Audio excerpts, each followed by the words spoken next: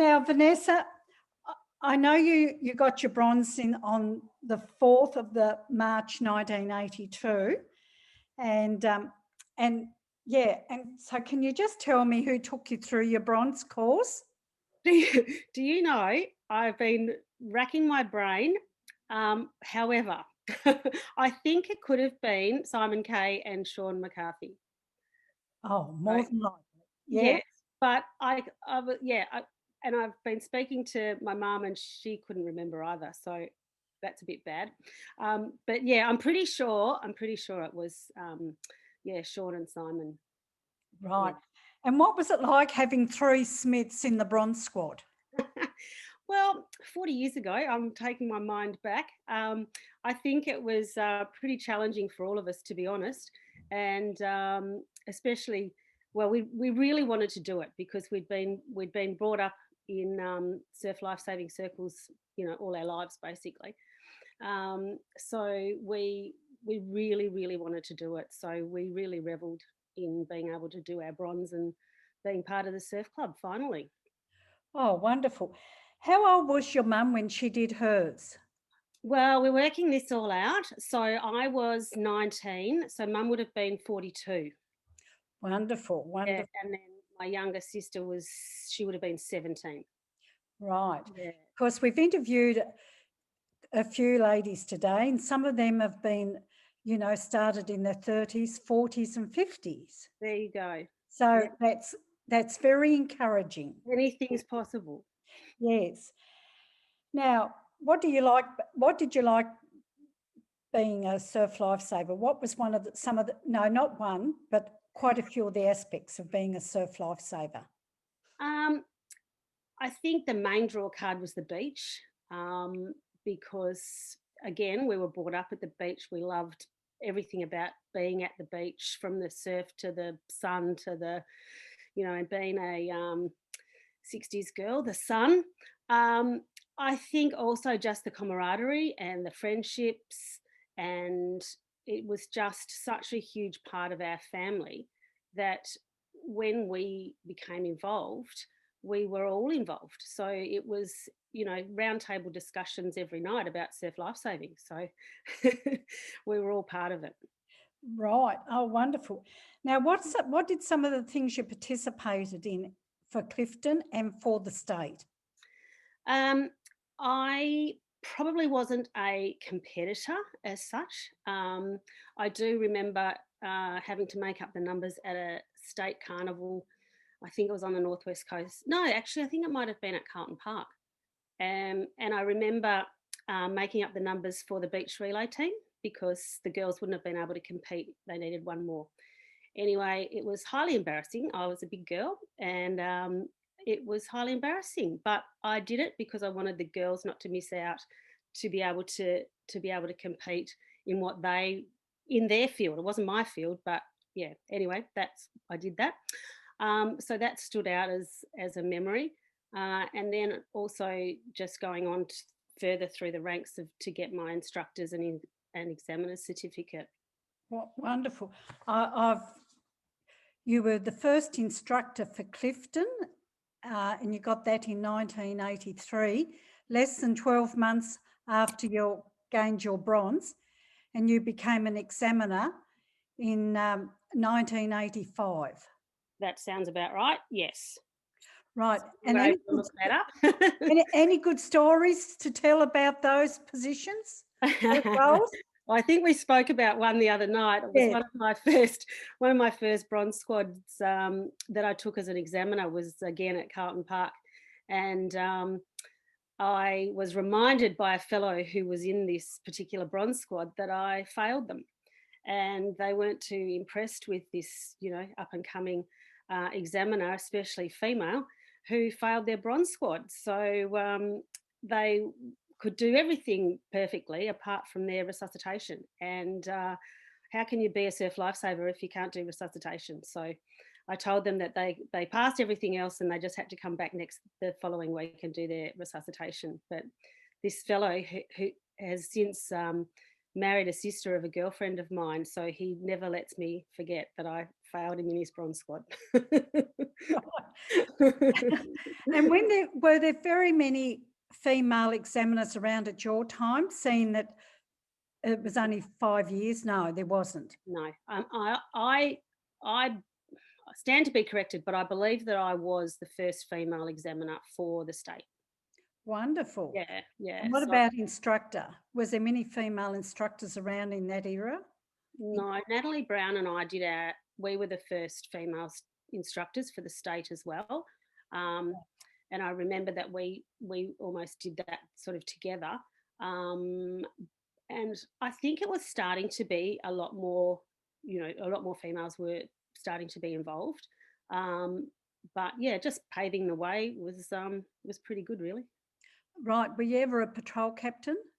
Yes, yes, I was a patrol captain. My husband and I, we were newlyweds. We got married in 1984.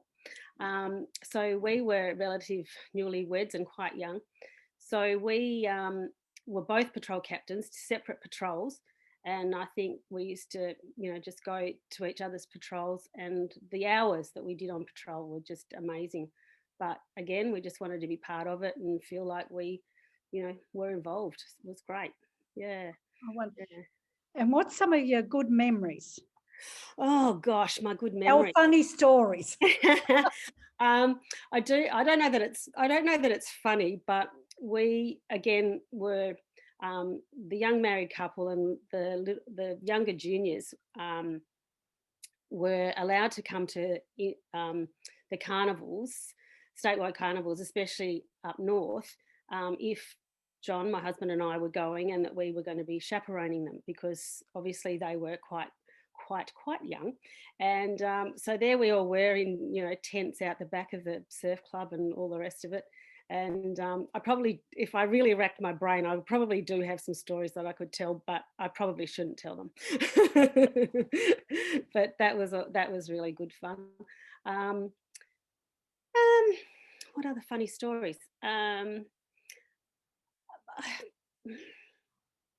I remember doing, not so much funny, but I do remember, and it was mentioned in one of the bear facts that you sent me, and I think Graham might have written it, about having sleepovers at the surf club, and one of our bronze squads, I think, actually I think it was one of our patrols, and we decided that we were doing a Saturday and a Sunday, and we were going to sleep overnight. So the girls at this stage were on patrol as well, and they were all newly club members. So we did a cookathon as well. So there we were making lasagnas up in the kitchen and all that sort of thing. So we had a little bit of a party.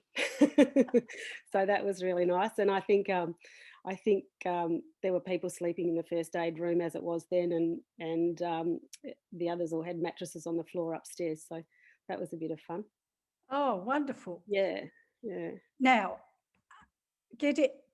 talking about females, how many showers were there when you got your bronze? Well, probably one. Maybe. Were the tiles brown in the shower? Oh, I think they were white. White. Oh. I think they were white, but it used to flood all the time. We used to always be blocked. So half the time you couldn't use them anyway. So it was, pretty hopeless. All the septic tanks. Well, we have upgraded the female showers now. Oh, almost Rolls Royce. Oh, very good to hear. Very good to hear. Yes. And so what have you done after Surf Lifesaving? Well, fortunately or unfortunately, we left Tasmania in 1986, my husband and I, and we moved to Canberra. So it's fairly difficult to find a surf lifesaving club in Canberra unless you travelled 3 hours down to Bateman's Bay, was probably the closest. So surf lifesaving got sort of flicked a little bit, but I do remember we loving the beach so much that we had a winter in Canberra, which is much colder than Hobart. And we decided that we wanted to feel the sand between our toes. So we drove 3.5 hours to Bateman's Bay just to feel the sand between our toes. um, so we then moved to Melbourne in 1989. And again, we really didn't get involved in surf lifesaving. Um, it's very different in Victoria because at that time there was really only the beaches that are probably an hour and a half away. So you've got both coastlines, um, or you had the Royal Lifesaving in the Bay beaches, and then of course we had children, so we had 4 children in 4.5 years, and that took up our time. So our eldest son, he showed a bit of promise at one point, and he did join a surf club, um, and was doing quite well until other things took over, and then we actually sort of swapped surf lifesaving for football. So we both got really heavily involved in the local junior football club with our children, and then went on to the senior club. So it was Cheltenham Junior Football Club and then Beaumaris Seniors. So we've probably participated in both of those for 20 years. And only last year did we retire our positions at Beaumaris Football Club. So, yeah, so it was just a bit of a swapsy. We couldn't sit on our hands. We just have to always be doing something. Yeah. Yeah. Well, that's lovely. Well, look, Vanessa, any other little stories you want to say or what? No, I just would like to obviously wish everybody at Clifton Beach Surf Lifesaving Club all the very best, and yeah, remember everybody very, very fondly, and was able to look up a few names and um, bring things back to memory. So yeah, we really, really enjoyed our time, and yeah, one day we'll get back to visit. Thank you.